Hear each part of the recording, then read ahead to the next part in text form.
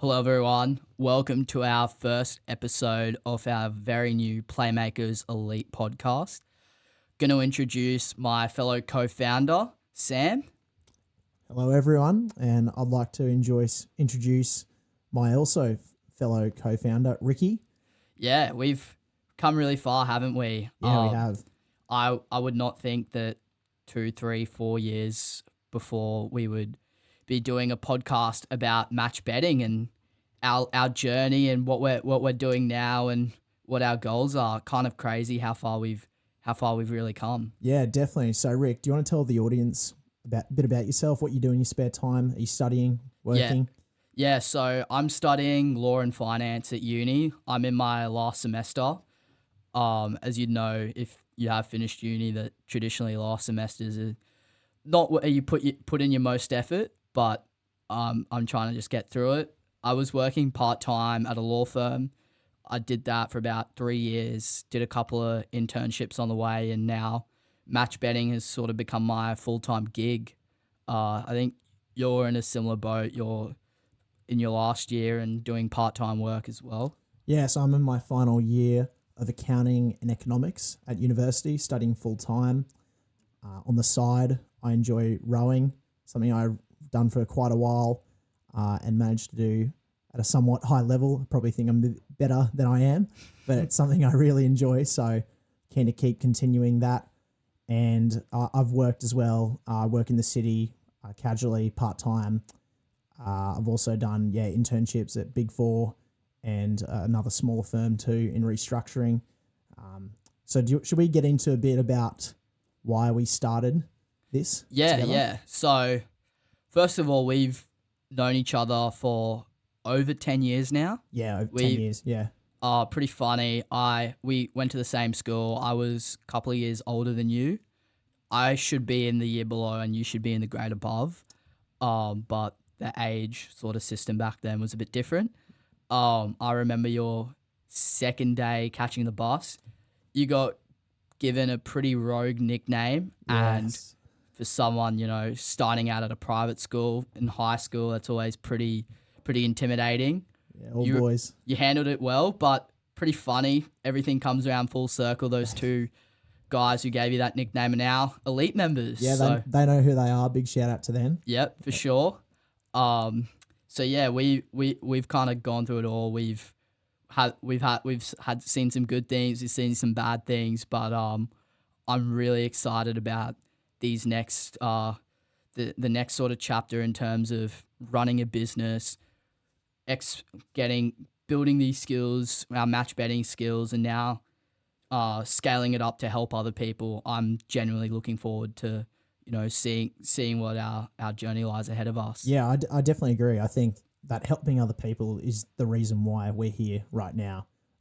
We can run however many units or however much money you can make through match betting, but you never seem to get quite the same happiness and satisfaction as seeing other people succeed. 100%.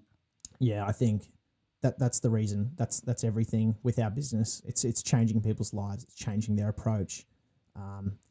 And we've had some pretty good results lately, or should we go into those results? Yeah, we'll touch on it a bit soon, but let's sort of kind of give us a bit of a background of how we got into match betting and what were our previous gambling habits. Were you a big gambler? Did you have an addiction, or what were your sort of gambling habits before you found match betting? I personally would see some TikToks of some big multis I'd like to get on, especially the NBA. We love the NBA, Yep. NBA was a big thing, and I'd usually do. I love to do Anthony Davis 30 or 40 plus points for some reason, and my betting patterns were pretty bad. I wasn't into dogs or horse racing. It was pretty much just basketball, bit of AFL. Never really got into NRL. I wouldn't say I was addicted or anything. Nowhere near close. I probably only spent $10 a week at most, but it still wasn't making me anything really. How about yourself? Yeah, pretty similar boat. I think when I first turned 18, and I'm 22 by the way, Sam's 21. Yep. I think when I first turned 18, I made a sports bet account as soon as I could. And I was predominantly betting on the NBA. I loved the multis. I loved betting on $30 odd multis that had zero chance of hitting. I'd always chuck 5 on. I only use Sportsbet. I never used any other bookie. I didn't use 4, 5, 6 bookies at a time, but I was doing $5 bets pretty much most days on stupid bets. I really loved those double player props, those player markets where you'd have like Bam Adebayo, double and Miami Heat to win. Yeah. Because in my mind, I think, oh, this has so much value. But if anything, I'm getting ripped off so hard by the bookies. But looking back now, I never really had a gambling problem per se. But I think it was getting to the point where a few of the boys I was hanging out with, we loved going to the pub, and a few of them loved going on the pokies. And I think because of that, I'd be like, well, I'd be keen to get on the pokies as well, have a slap, and seeing my mates losing like $500 in 10 minutes and then me losing $200 in the span of 2 minutes. That was my biggest wake-up call. Yeah. And then when you started getting into, should we touch on how we got into match betting? Yeah. Yeah, so I'll kick us off. I originally had back issues through rowing, and I had to end up getting surgery on my spine in about November of 2022. And that meant that I was stuck in bed doing nothing for a long time. So I knew in order to make money and have a bit of cash on the side, I had to find something online to do in order to get that money. Yeah. So, and because you probably would have seen drop shipping and e-commerce, why didn't you go down that direction, and what made you want to go into match betting? I've always been big into sports, and everyone likes the idea of being a bettor and winning money. So those two things really appealed to me, and I could combine them. And that's where my interest lies, sports and everything. And I knew that I could make money. I didn't know at the time, but I soon found out that you can make a lot of money doing something you really love. And then Rick, how did you sort of stumble across match betting? So I think you're about a month into when you started, and you messaged me like, oh my God, Rick, I think I have discovered the greatest thing ever. You can actually win from gambling. That's how I took it as. And obviously I was like, holy shit, no way. Like you're talking out your ass. Yeah. Like, I don't believe you for a second. And then you sort of explained to me, oh no, it's called match betting. Have a look at it. So I went into it. I started researching it. It took me about a good month to actually understand. Nowadays, it's fairly easy to understand, but for me, it took me ages.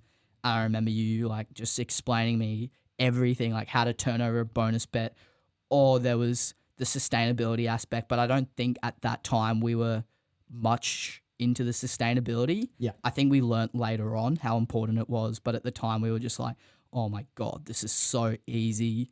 And then I think my first month with match betting, that was when I was like, oh my God, we've discovered gold. This is so easy. We'll get to the sustainability part later, but Definitely. you're obviously a big part of how I got into match betting. And then from there, we sort of worked hand in hand together. We mainly did sport. We did a little bit of racing together. And then we sort of branched out, just given our timeline and schedule, and we just found a sports system to be a lot easier. Yep. We went on our own. We were doing the same sort of sports system just together, and then we thought, this shit is awesome. Let's actually help people on the way. And we've really gained a bit of attraction at the moment.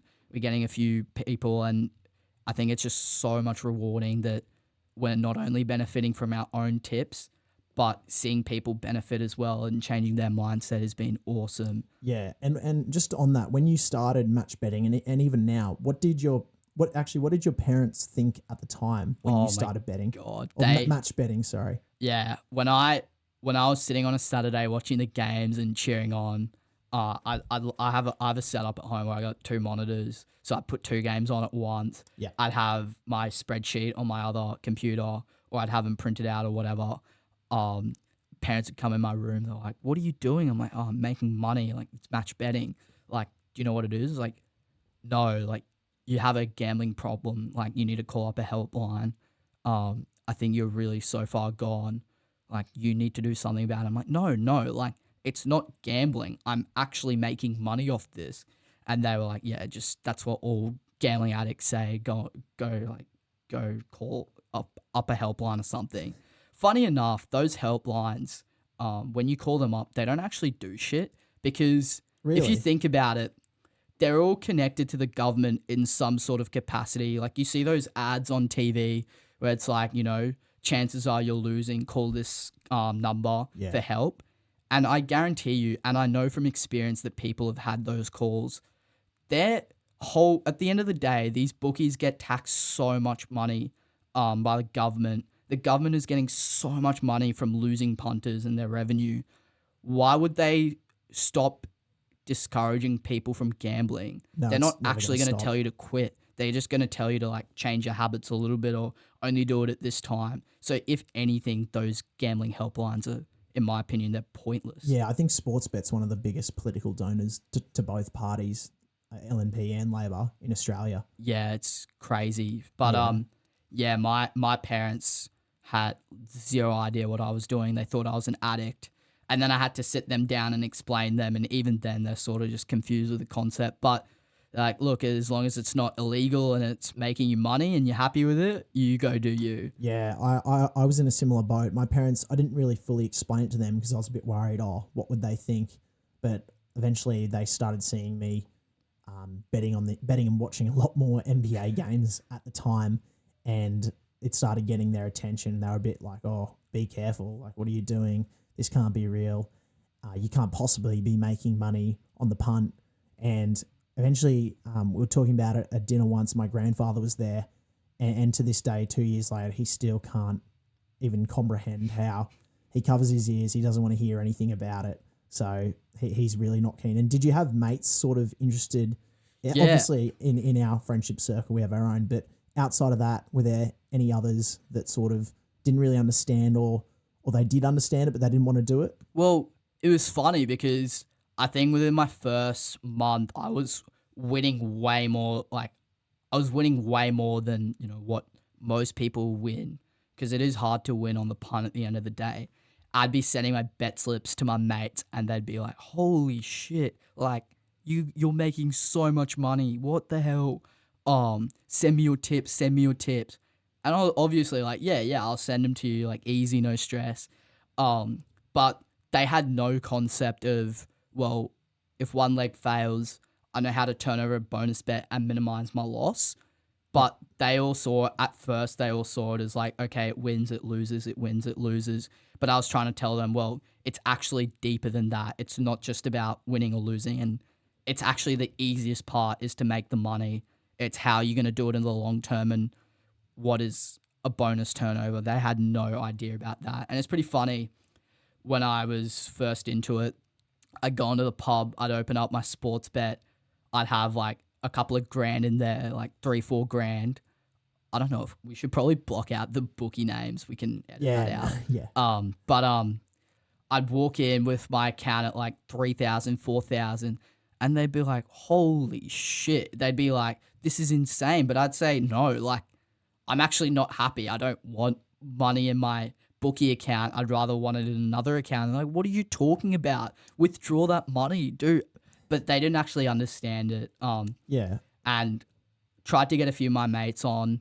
Some of them are actually really keen, but then I think most of them just don't have the discipline or the patience. And again, this comes down to like discipline and patience. And a few of my mates, they want to chase quick wins, and that's not a knock on them, but I think generally that's why most punters lose, because they don't have a genuine system in place or a structured system, and that's why they're losing 99% of the time, because they're out there chasing a quick dollar or trying to have that get-rich-quick mindset, whereas if you put your mind to something, you follow a structured system, and it doesn't take that much time either. You're spending the same amount of time placing the bets. It's just having that knowledge of turning over a bonus bet to minimize your losses so that you can make more money long-term, because coming down to the theory of expected value, you're going to profit long-term, and it is mathematically impossible to get to zero.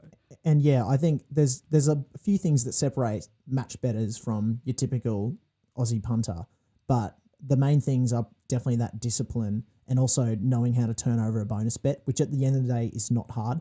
We're not geniuses, but we're also not stupid. Yeah. And we're no better than anyone else. The only difference between us, the main difference, between us and the average punter is that discipline and just knowing how to turn over a bonus bet and not placing that bonus on a 20-leg NBA AFL multi. Yeah, and look, if you want to bet for fun, sure, like place $5 or place money every now and then. I'm not having a knock because at the end of the day, we used to do this as well. Even now, we have the bankroll. We'll still be happy to chuck $5 or something on a stupid multi because we know what we're willing to lose. Yeah, And that's the biggest difference. But at the end of the day, I'll give you the best example. I've got a mate, like full-fledged gambling addict. I'm not going to say his name. I think he knows who he is. He loves betting on the horses, dogs, sports, like just chucks money on everything. And he'll say to me, well, you only made this much. You're only doing like small bets, blah, blah, blah. But I was looking at his betting statement on one of his bookie accounts from September to February. We're recording this in April. But from September to February, he was down $4,000, which is absurd. But for us, when we prioritize long-term and discipline from when we started in October till April, we're up almost $7,000, which is absurd. Did we want to touch on those results at the moment? And just have a look. So all our bets, I guess, we've got a live results spreadsheet that we track every single bet we tip on, and from the start of 25th of October is when we first kicked off, and to now, just have a quick look. Sorry, we've made $6,920 as of the 7th of April. Yeah, that's crazy. That's off $50 bets as well. So yes. Even if you were doing a smaller unit size of say $25, that's still $3,500 that you've just made with just following a system, being patient. But at the end of the day, you get to a point where you see it as I'm just getting paid to watch sport. Yeah. To me, that's how it is. I can happily watch the games, and I'd say it'd be the same with you. Yep. I can happily watch the games and enjoy the AFL, the NRL, knowing that, if it loses, whatever, I'm going to be up so much in the next 3-4 months. Yeah. Or when it hits, I'll obviously celebrate it, but I know that, it's not just one game. It's also, how we go in 2, 3, 4 months' time. And we have a graph that we track and we post out every week. That graph just continues to grow. And with AFL and NRL, with the amount of promos that we have on offer, that graph will just continue to go up. Yeah, and for the audience listening who might not know, for the AFL, we are up $1,279 on a $50 unit size. In how many weeks? About 4? About 4, start of AFL season. Yeah, so 1.2K in 4 weeks? Yeah, just over a month, yeah. And then 49% of our bets win. A further 39% we receive a bonus bet, which we turn over.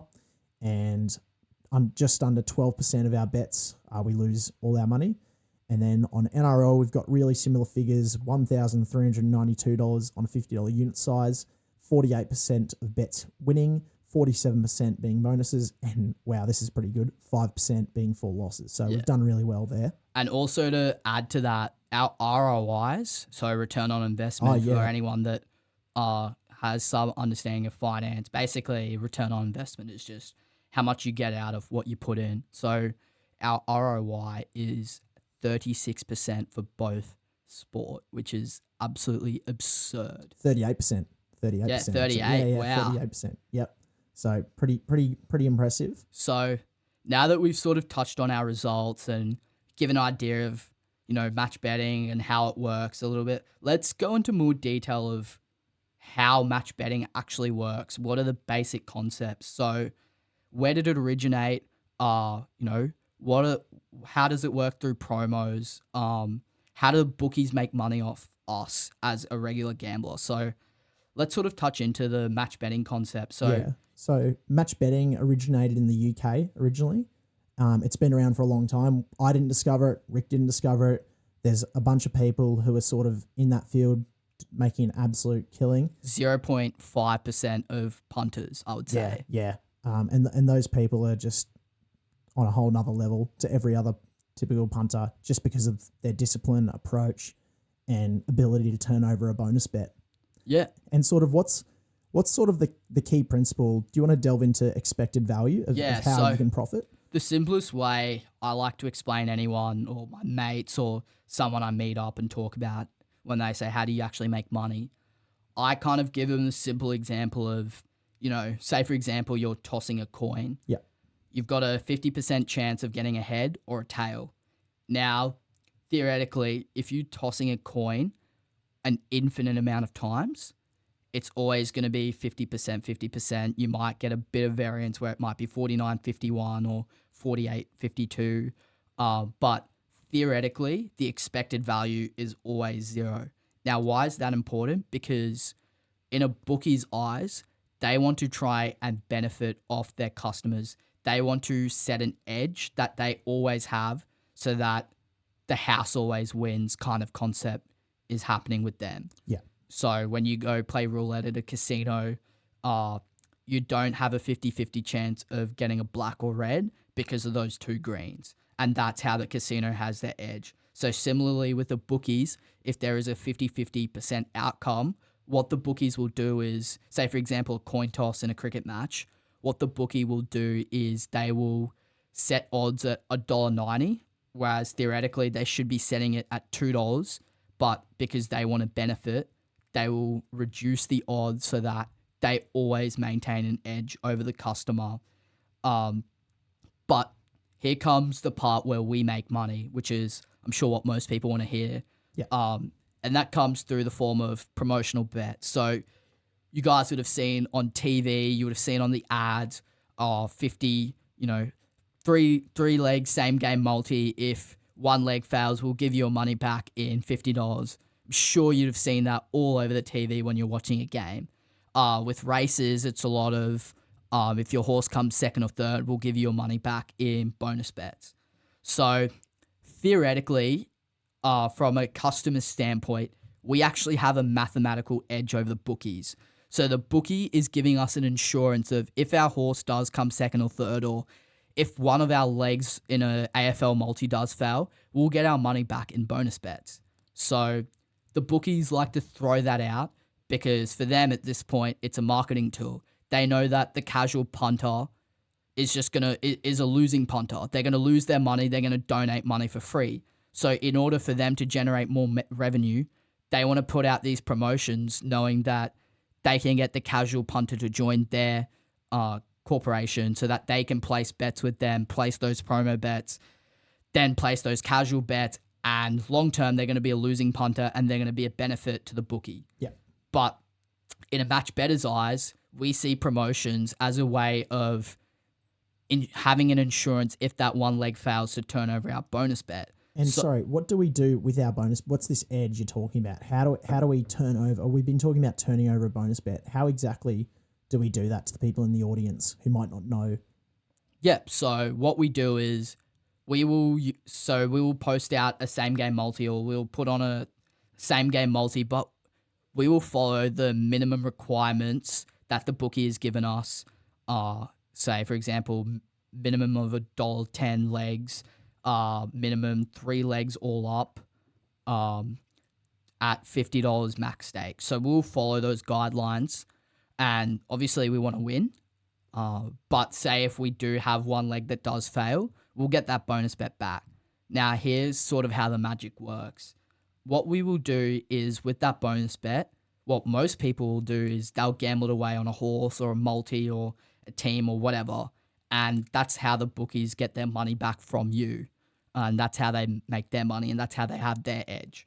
But for a match bettor, what we do is we will place a bonus bet, but then we will also hedge that bonus bet. So we'll bet on another bookie or what we predominantly use is a platform called Betfair.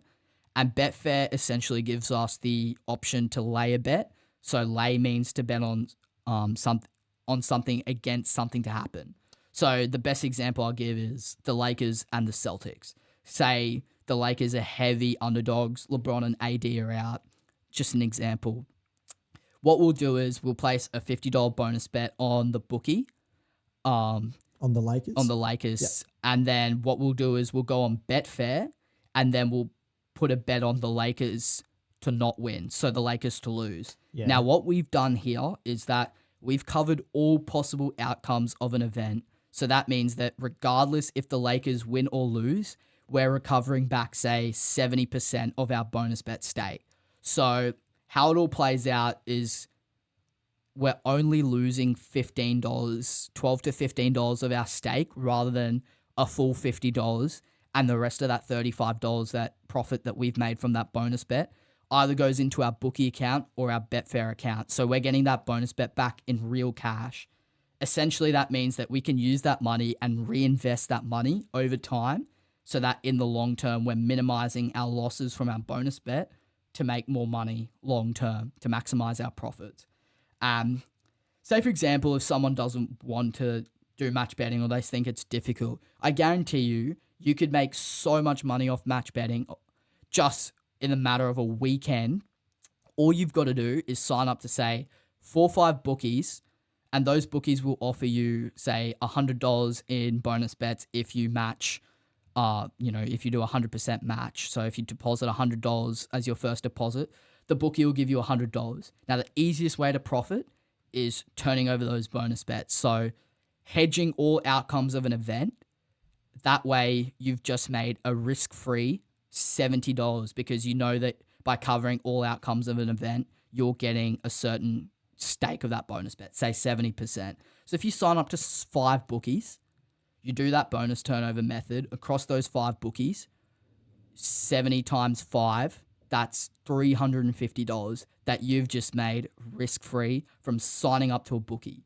Now, that's probably a fairly good night out. Yeah. And in that time, you would have been, I don't know, what would you have done 2 years ago before match betting?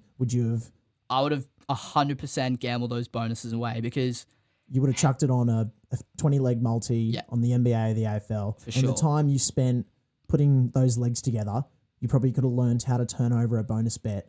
Instead of losing your $50, you're only losing $15. You're turning that into $35 risk-free cash. Yeah, exactly. It's those sign-up offers are absolute gold. So if you don't even have a bookie account, go and sign up for them now. That is $70 risk-free if you're getting $100 in bonus bets.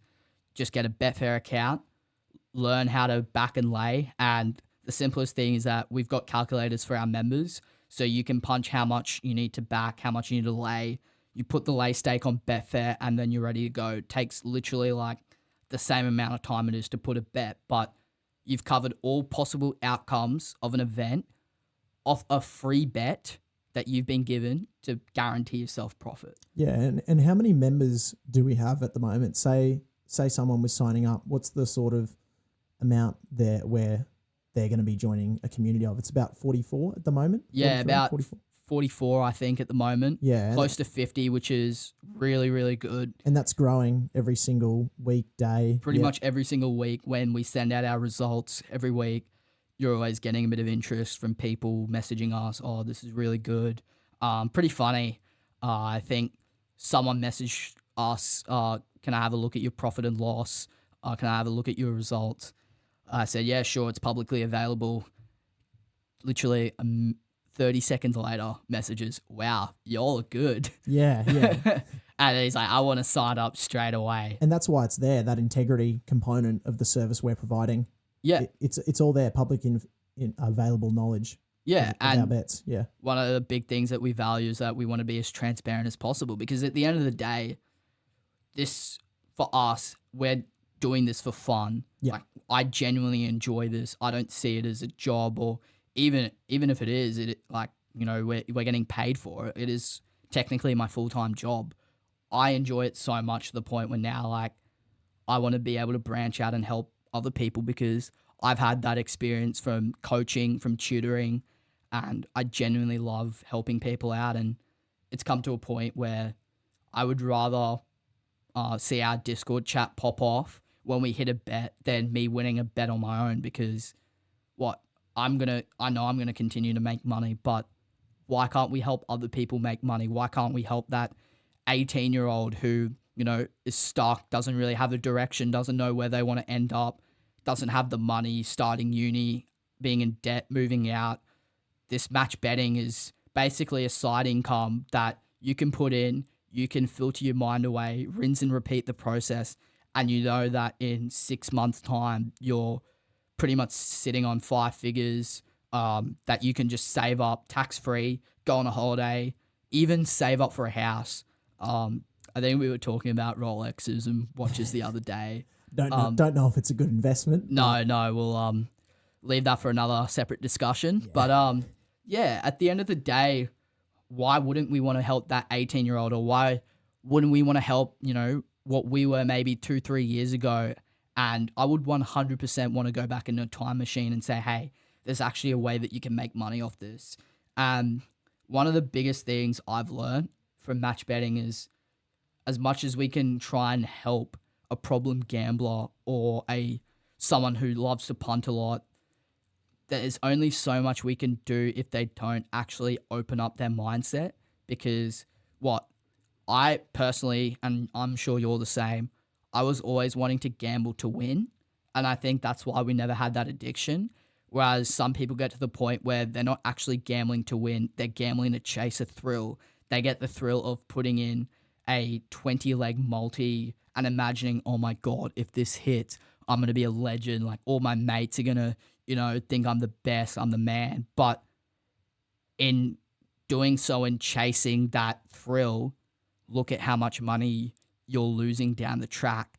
And if you want to say that, oh, well, you're not doing big bets or this is boring, look at our results from the last 5 months compared to your results from the last 4 or 5 months. And all it takes is just look at your transaction statement that you get every month from the bookie. Have a look and see how much you're losing. And it'll really open up your mind. And you'll be like, well, I could have done so-and-so with this much money. Instead, I was only throwing $5 or $10 or whatever, but I've lost all that money. But I think the biggest thing with following a system is just the discipline aspect and removing emotion out of the entire process. I think for us, when we watch the games, like, naturally your emotion, you don't want to cheer on a bet. But at the end of the day, you know that long term, it's going to make you money. Yeah, it's all going to come out in the wash, isn't it? 100%. And just on that, like, I think our worst losing week, yes, of course, there is some risk involved, but our worst losing, we've had how many? Is it 2 losing weeks? In about 21 weeks. Yeah, and our worst one was at minus $140. Yeah, $150 loss or something, which is, to be honest, that's what most punters generally lose anyways. The fact that, like, we've had weeks where we've probably barely broke even and made a little bit of profit, but you have people messaging us like, oh my God, like, I've never won this much money, or I've never actually profited before in a week. This is crazy. Yeah, it's the people who get involved, ask questions, and really open their mind are the ones who succeed, I think, in this field. Yeah. If you're just willing to change your approach and think outside of the box, you can open up your life to a whole lot more out there. I think the financial freedom, or a bit of extra cash, match betting can really give you is amazing. It's completely, gambling wins are tax free for those in the audience also wondering, and it can open up a lot of avenues. For example, Ricky, you went to Japan last year. I pretty much withdrew money out of my bookie account. I was like, I've got all this money sitting in my account. Probably not the best idea, but No. I had all this money sitting across multiple different accounts. Had Betfair, money in my Betfair. I just withdrew a bit of money from there, and I was like, yeah, I'm going on a holiday with my mates to Japan. Yeah, and I think... Yeah, I'm going to Europe with my girlfriend for about 6 weeks over the uni break in winter. So thank you match betting for that one. Yeah, thank you promos. Yeah, thank you promos. And the promos, they're not going anywhere, are they? Yeah, I don't believe they are. Even if there is a massive campaign that we need to ban ads from TVs when you're watching sport. And look, I'm 100% of agreement. Like those ads kind of ruin the enjoyment or the thrill of watching a game, because now it's come to the point where maybe as like a 15, 16-year-old, I know my brother's 15, all he sees when he's watching a game are those ads of Sportsbet or Tab or whoever, bet on this or look at this. These guys are the favorites at this odds, blah, blah, blah. It's all, even in America, sport is all becoming about betting, or, oh, you missed my parlay, or this person was this. Like the thrill of sport has kind of gone because of betting. Yeah, and it's feel actually bad for the players as well. Think about this from like a business standpoint. It's a great ploy, because if you're a young kid and you've been exposed to those ads, then naturally you want to give it a go and you want to try it out, and that's how they get you. But I think, my opinion, those ads are kind of ruining the enjoyment of sport. But even if they do go away, I still think those ads, you sign up to a bookie account, the promos are going to be even better, because they've got no other way of advertising it, but it'll just be word of mouth. And you'll know that boys will still gamble, boys will still get on the punt, and they'll be like to their mate, "Oh, guess what? Like this bookie is offering this much, and if you sign up, I will get a referral, or I'll get some bonus bets or whatever." So I don't think it's going to die out. But obviously we've talked about how good match betting is and how much money we can make, and the possibilities are, for an 18-year-old kid or anyone similar to our age or even older that wants a bit of money. They're saving for a house. Yeah, you can do so much with that money. Or for us, I feel like we're already ahead of the game in terms of finances, just from having this on the side and now making it our full-time gig. I think we're definitely ahead of the game, and that's not to be cocky or anything. It's just come down to discipline. It's come down to, week after week after week, not getting too caught up about a bad week or a really good week. It's just staying patient. But obviously it sounds all too good to be true that we're making all this money, blah, blah, blah. But what are the sort of roadblocks that you can sort of face with match betting? Can you get promo banned? Can you get banned? What do the bookies do? Are they actually smart? Because if there were no bans in place, then I guess everyone would be making money. Yeah, so obviously the bookies don't like seeing your account balance blow up, and they'll do everything they can to try and stop that. They'll they call a promo ban. They'll promotionally ban you from promotional products. So, for example, on let's just say Ladbrokes, because we don't like them. We should probably mute that out. Yeah, it doesn't matter, but oh well. If you're betting too much, for example, on promotional markets, so NBA same game multis with one leg fails, get your money back in a bonus bet, or horse promotions, they can promotionally ban you and restrict you from betting on those types of markets and being eligible for that bonus bet. And what do we sort of do, Rick, in order to stop that? Yeah, so the biggest part of what we teach is account sustainability to our members. So that allows our members to not get promo banned, or put in the right sustainability and defense mechanisms so that their accounts are able to profit long term. And it just comes down to the idea of, like, it sounds stupid, but it just comes down to the idea of the making of the money part is the easiest part of match betting. It's how are you able to sustain that long term, or how are you able to do that over a long period of time so that you can make more money. Because you can have one big month, you can start match betting, go full flying into the promos. And I think that's what we initially did. Yes. So when we were talking about our first month, we initially just was like, oh, this is great. I'm just going to go into these promos. It is a money-making machine. Turn over my bonus bets, keep reinvesting, keep making money. You make a lot of money in your first month. Yeah, I've got a good story with that, actually. When I first started, it must have been November, and there was really good promotions on one bookie. I think I made $6,000 in 3.5 weeks on the NBA, and the account didn't last long. And there's no secrets in this sort of account sustainability. A lot of it is just promotional promotional to non-promotional bets, that ratio for some bookies, it is majoritarily that. And what is a mug bet? How do we fly under the radar? So we call non-promo bets mug bets. So simply what they are is you're not using a promotional aspect. You're not using a boosted odds promo or a same game multi promo or a horse promo or nothing. You're just gambling your money. So say, for example, the best non-promo bet would be a head-to-head market or a player prop market on its own or a handicap line. Those are considered non-promo bets where you've got 100% risk and you don't get anything back, or when you win, you don't get boosted odds or whatever.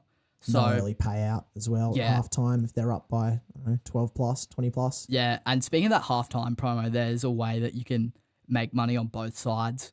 It's called middling, but you know that's something we teach our members. So we'll touch on that a bit later. But one thing is for sure that it's all about balancing your promo to non-promo ratio, and how you sustain that or how you use those that ratio is a really big influence of how you're able to keep your account. But it's also a lot deeper than that. And I think for me and you, the biggest thing that we realized is how valuable a losing account is. Yes. Because when I started, I had an account that I was obviously using for 3-4 years. And I obviously still have that account to that day, even though I'm, doing my sustainability and my mugging, as we like to say, those mug bets. I've had that account for ages, and to the eyes of the bookie, I'll always be considered a losing punter. So if you have, and this is the best thing we say to our members, is that if you do have a previous gambling history or you've used that account a fair bit without any match betting experience, your account is sitting on a landmine, because you could go unnoticed for months, even a year, with that account and making money. You could be getting deposit matches. I've got a mate as well that, from Ladbrokes, I should have probably not said their name. Who cares? But I had a mate that every 2 weeks was getting $100 for free in bonus bets. Just nothing, no deposits. It's just like, we got this race coming up. We're going to give you $100 in bonus bets. Go have fun. And he'd be like, oh my God, this is all good. Gambled away, knowing full well that it's going straight back to them. And that comes down to their marketing ploy, because they know that if they keep feeding him these bonus bets, he's going to gamble them away, lose them, and he'll still want to gamble more and more because he's just getting these bonus bets every 2 weeks. But I was saying to him, like, do you realize why you're getting those bonus bets? It's because you're a losing punter. Imagine if, as a match bettor, you're getting $100 in bonus bets every 2 weeks. That is just free money. Yeah. And going back to, those losing accounts, those accounts, like, looking back now, as advanced as we are, or like the level we're at in our match betting careers, is that those accounts are worth so much more than you actually think, those losing accounts. I could offer someone like a few $100, $1,000 for your betting account, because I know that long term, those accounts will not get me banned. Yeah, people don't realize how valuable their accounts are, and they are. I think the bookies, especially the biggest or the most important department inside that company is the marketing department, because they're setting up these promotions and they're setting up these, do you want to call them the degenerate punters? Yep. Who are losing thousands, hundreds on the punt every single week. They've got VIP managers. They're getting reached out to every single week and treated like a royalty.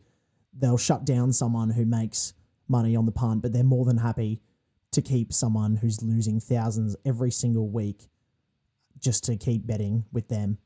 Yeah, so I think how bookies classify their customers is that I think they have 3 groups. So they have their VIPs, which is the losing punter who's gambling thousands and thousands of dollars each week. So they're the ones that predominantly are the ones that they want to focus on, and they want to throw them, all these bonuses and promos and keep them on.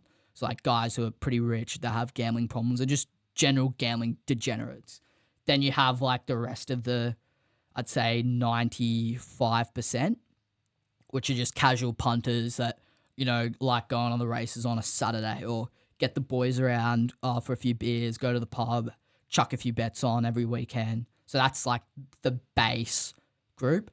And then you have the sharp punters, so the match bettors, the people who are profiting each and every week, or know how to or have an edge over the bookies, that the only thing the bookies can do is promotionally ban them. And the biggest thing is that we teach our members how to actually look like a degenerate punter. So we talk about mugging, we talk about, okay, we have to do these non-promo bets. And the biggest question we might get asked is, well, are you actually losing money like to punt or like on those non-promo bets? And the answer is yes, you are losing money, but you're not actually losing 100% of your stake, or you're not risking 100% of your stake.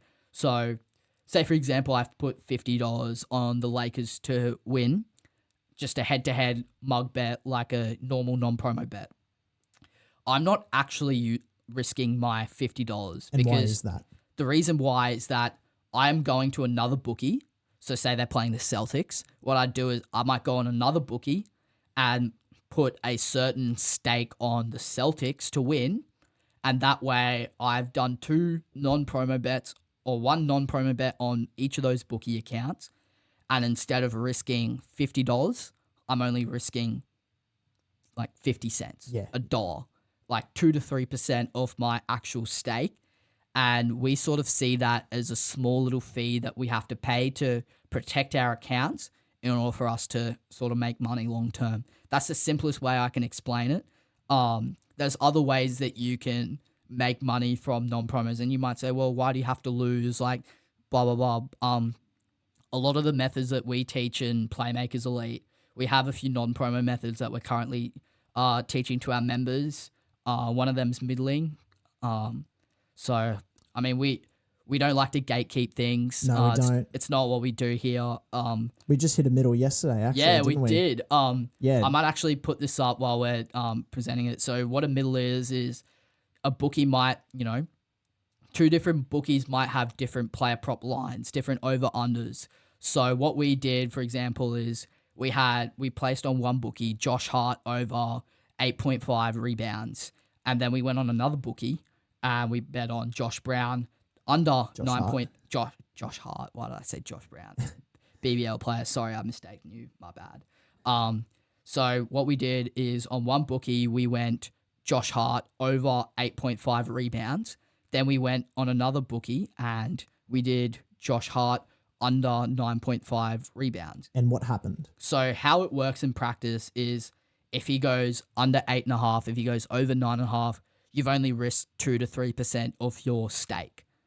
But there is an opportunity where if he does get 9 rebounds, you win on both bookies. So essentially that actually covers your, what we like to say, your mugging fee or your sustainability fee for protecting your accounts. But yeah, it's just, that's sort of one of the different ways that we teach our members that you can actually make money from non-promo bets. There's so many things that we like to teach our members. And it's good to see that they're also asking a lot of questions too. I'm really loving the feedback that we're getting from some of our members when we do our little check-ins, when you check in with them and they're saying, this is bloody great. Your tips are really good. But I've also gotten the idea of, they're asking questions. They're keen to learn.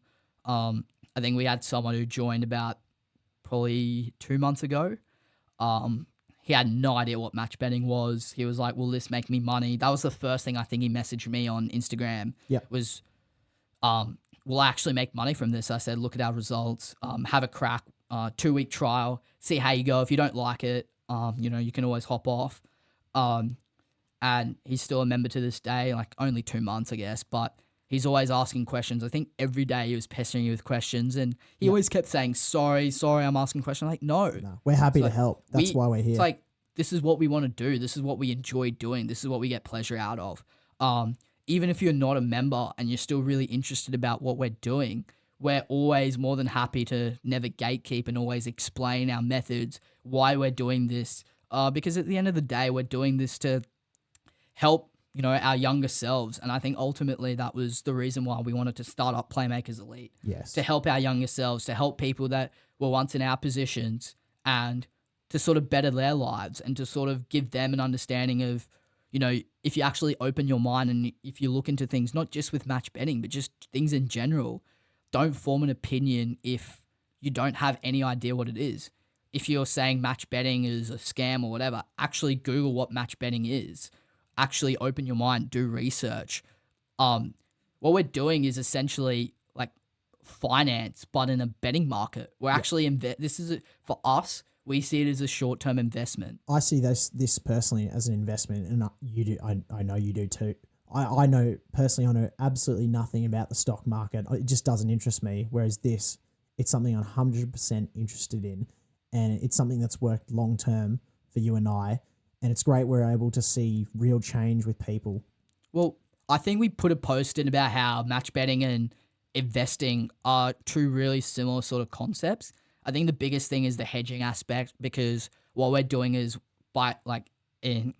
obviously in stock market term, you're expanding your portfolio to cover all your risks. And in match betting, you're hedging both outcomes and event to cover your risk, to minimize your losses so that you can make money long term. And it also comes down to the mental side, the discipline side of, okay, someone who succeeds in investing in the stock market has a long-term approach. They don't just invest when a stock goes up straight away. They don't just sell. They hold, they wait, and they hold it for years and years. And that money eventually, pays off in dividends, and they can support their family. It's the same thing with match betting. Obviously a little more of the short-term aspect, but in a year's time, if you continue staying disciplined and having that approach of, I can enjoy the games, I can watch the games, but I know that full well in 6 months' time, my profits are going to skyrocket. That graph is going to continue going up. Mathematically, it's impossible to get to zero. Those are the members that ultimately succeed. Yeah. And you don't have to join and start. You don't join and start betting with $50 stakes. No. You can start on a $10 unit size and slowly work your way up as your profits increase and you get more comfortable with the aspects of match betting. You don't have to be a superstar first day, but it's where you're going to be in 6 to 12 months' time. Yeah, it really pays off. I think that's one of the things we do tell our members when they sign up is just be patient. It's don't get too caught up in the moment that, I'm missing out on the bets. You guys just had a winning week or whatever, or one losing week. I mean, we've only had 2, but what I'm trying to say is that there's just 2 weeks. Be patient, learn everything, open your mind, and actually realize that there's so much more to just making money. It's also like a discipline thing, and you can use those characteristics in your real life approach. Being more patient, being more disciplined, and I guarantee you will succeed, or you will have some aspect of your life that you're ahead of compared to other people your age. And on that sort of week topic, how many hours would you say a typical member for us is spending with their matched betting? So I would say with match betting, how I would go about my weekend, or say there's games on a Saturday. Obviously, I would literally place the bets, take 5-10 minutes on all the games in the morning, and then I would genuinely go about my day. Personally, I really enjoy watching the sport. Love sitting in our little Discord and getting the chat popping. I think it's really good seeing when all our members are watching the game together, and we can sort of talk shit about someone not performing, Tom Green, for example. We love you, Greenie. We do, but you got to get your disposals up. Yeah, we went under 25. Was it twice in the past 2 years? Yeah. Yeah. But I personally like watching the games. Sometimes we don't have to, but that's the beauty of it. And what if someone who's not interested in the games, they're just keen to make some extra cash? Yeah. Say someone who's working an 8:30 to 5 in the city at the moment, or they're out on the tools all day. Can they follow this system? Oh, for sure. And I think that's the benefit of what we do is we prioritize sport, or we're focusing on sport. And I think the advantage that gives our members, and a few of our members have full-time jobs, or they're out on site, or they have, training or games on the weekend. the benefits of a sports system is that they are able to just place the bets in the morning, go about their day. They don't have to watch the games. If they don't watch the NRL or the AFL or the NBA, they can just literally put the bets on, go about their day, and bang. They'll see their betting accounts, have some money topped up in them, have some bonus bets topped up in them. And then what they would usually do is they would, turn over those bonus bets. So what we'd do is we'll send out some good bonus turnover opportunities. We've taught, turnover methods. So the horses, there's ways to turn over bonus bets over the horses. Sports, obviously. So they'll turn over their bonus bets and then they'll do some mug bets. So it's literally, you're probably spending a couple hours a week to make a genuine side hustle, depending on how much your bet size is. But for most, I'd say if not all, you're genuinely making a weekly side income that in a year's time, you can sit there and look at it and be like, well, I could probably save up for a house now, or I want to go to Japan or Europe or whatever. And that's the benefit that match betting brings. And for us, the money's just sitting there. Yeah. I don't generally touch it unless I need to. Like, I wanted to go to Japan. I took some money out.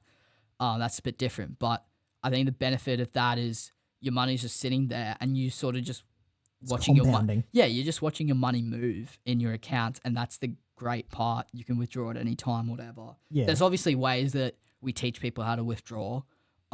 That's another separate thing. But so the average member is spending, I'd say, less, because we take that convenience element of doing all the modeling, and we'll touch on that soon, analysis of the games shortly after. But where I'd say they're spending less than, I don't know. Yeah. Not even 4 hours less, probably less. I think that, 3-4 hours a week. Not even, honestly, probably not even.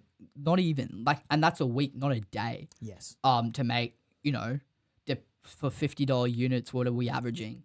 We make 2.3K in March. So to spend 3 hours a week to make $1,500, $2,000 a month on the side, and you know that match betting long term will make you money mathematically. It's tax free. Why wouldn't you want to spend that 3-4 hours? And you say, I don't have the time, I don't have this. We have people in our Discord who are full-time workers, literally placing the bets, going about their day. They're going to the gym, on the bus to work, on the ferry to work. It's not hard. We take that convenience for you. And I think the benefit of the sports system, and now we'll probably touch on about why we do sports at the moment over horses. I think eventually we'll probably get into the horses. But for us, the reason why we did sport is because me and you, we both love basketball, AFL, NRL. We could chat for days on days, form our opinions, have our hot takes. We've said some stupid shit about the NBA. We've had our hot takes and all of it. I'll be a culprit to that one. I thought Thon Maker was going to be better than Giannis Antetokounmpo. Yeah. I think I had a mate who said that Markelle Fultz would be one of the top 10 greatest players of all time. Oh, no. Shout out, Timmy. Cool I love hands. you, but that is one of the most absurd takes. Yeah. No, I think going into more of a sports system is that, we love sport. We enjoy watching sport all day. And I think it's the convenience element of, if you're watching the races, you sort of have to be on your screen from Saturday from 10 a.m. to 5 p.m. and you can't really be fixed. Like, you can't really leave and go out. You've got to have a setup in place. And I think eventually, like, you'll just get sick of it and you'll just see it as a job. Whereas, and races are only really for 2 days. Whereas with sport, you've got Thursday to Sunday, especially with AFL and NRL. With NBA, it's every day. All you really do is you're placing the bets in the morning, you're going about your day, you're paying for the convenience that we do to look at modeling, to look at analysis, to look at implied odds, to look at all these components, because it's not as simple as just looking at how a player performs in their last 10 games or, this person did this much in his last 5 games. It's a bit more deeper than that. And at the end of the day, that's on us to do. The research is all there. It's not like we're hiding anything. We don't have a magic formula. No, we don't. No. And if anything, what I pretty much like to say is we look at things like, how this person performs against a certain team. How I know for NBA, I'm a massive NBA nuffy. So what we'd like to do is look at what schemes a team likes to run, what plays a team likes to run against a certain team, what their defensive rating is, what their offensive rating is, their efficiencies. We look at all these metrics, advanced metrics, but it's also like, we actually watch the game too. Yeah, we know what's And, going on. Like, it's easy to just say, and like, look, like you can be credible. Like, the best way to be credible is to actually play the game. Obviously, we're not NBA players, but we're maximizing how credible we can be by just simply watching every single game or watching as many games as possible and being able to just have that eye test, but to also understand advanced stats, advanced analytics, how those teams perform. I think the biggest thing that I learned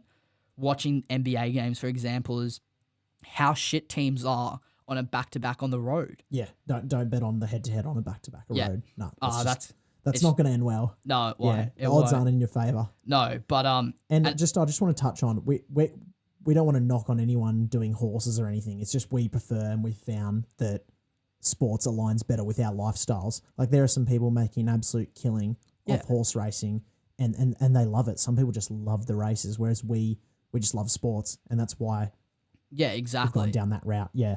Exactly. And yeah, going back to what we look at, it's not just as simple as how this player's performed in his last 5 games. Obviously, we look into that, but you've also got to take into account, okay, how do the bookies price their odds? Because a big thing is a lot of you might hear a lot of people saying, "Oh, Nick Dacos for 25 disposals has value." What are you forming that like fact on, or like what is making you say he has value just because he has higher odds than what you perceive? That doesn't mean he has value, because generally what the bookies like to do is set odds in their favor, and it comes back to that EV sort of theory of, if you're betting on things with negative EV, then long term you're going to lose money, and that's how they get you. Whereas if you're betting with things with positive EV expected value, then obviously long term mathematically you're always going to make money. So it's also looking at implied odds and comparing like what the odds should actually be for, say, Nick Dacos to get 25 plus disposals compared to what the bookies has priced them. And generally, the bookies are pricing it in their favor. They've got the best models. Exactly. And traders running around town. Yeah. Exactly. But obviously there's times where there is a bit of a mispricing in the market, and that's where we come into place and we can sort of snipe those odds and be able to tell our customers, well, this is what they should be priced at, and this is what we've got them as. Again, it's just a little similar to investing, but that's one of the components we do. And yeah, I think eventually we might expand into racing, because there's so many promos in that. It's a whole nother game. Yeah. And we have done a bit of horse racing ourselves. We can, do our own system, but I think what we want to prioritize is trying to build as much credibility as possible with our sports system. We know it works. We've done this for a few years now, and now we want to just expand out and actually teach people and show that, there are ways to make money on the punt if you open your mind. And look, I've come to the point where I'm seeing match betting as I'm getting paid to watch sport. Yeah, exactly right. No, I think, is there anything else you wanted to cover in this first episode? I think one final question I might ask to you is, what do you envision Playmakers Elite, or what are your sort of goals for Playmakers Elite long term? I think we want to make a really successful business and a platform for people to collaborate and share their ideas openly and really be as transparent. We want to be as transparent as possible with people. We're not going to gatekeep secrets from you. We're going to give you all the information we can to make you the best match better you can be. And we just want a place where people can collaborate and thrive together. Yeah. And we just want to build a community of like-minded investors, and that just, they become absolute beasts at what they do and change people's lives if they just open their mind to changing their approach on the punt. How about yourself? And we'll have a special guest, one of our first members, come in next week. We'll actually, get an insight on how he changed his sort of approach. That'll be really awesome. But yeah, for me personally, the end of the day, we're doing this for fun. This isn't like our go-to if this doesn't succeed. Well, we've got our careers. We got, you're going into consultancy. I'm going into law. We've got that. But ultimately, it's all about having that mindset of we got nothing to lose. We've mastered, I wouldn't say mastered, but we've gotten good at something that can potentially solve a problem. And with sort of how we've been born and brought up, or how we've been raised to help people, it's just doing this for fun and actually showing our mates, showing our family, and showing people on Instagram and trying to get that reach of, look, at the end of the day, we were just like you. We used to punt a lot, have fun, and lose money on the punt, and we kind of got sick of it, and we wanted to find ways of winning on the punt. We've been able to turn that into, for me, it's now a full-time gig. For you, it's pretty much a full-time gig as well. But I think the biggest goal is just trying to get more people to actually realize and open their mind and say that, well, there's actually a way to win on the punt if we have a more systematic approach, or I can still have fun. I can still like do my $5 multis on the side, but I know full well that with an approach that I'm prioritizing, I can probably go on a holiday. I can go and buy a house simply because I know how to turn over a bonus bet. I know that I can cover both outcomes in an event, minimize my loss, be able to use that money that I'm getting back, reinvest it, make more money long term, protect my accounts, mug my accounts, keep my accounts sustainable so that I can keep making a consistent income month after month after month. And simply by just teaching them that, I think, yeah, there's so much endless opportunities for us to actually like help people who are looking for a job, don't know what they're doing when they're 18 or 22, losing on the punt, have lost so much money on the punt and just want to change their approach. Yeah, I think it's been a really good first episode. Yeah. And excited for the next few to come, especially next week with our one of our long-term members. Yeah. Yeah, really keen. Yeah, awesome. All right, we'll see you guys all in the next episode. See you then. Thank you. See ya.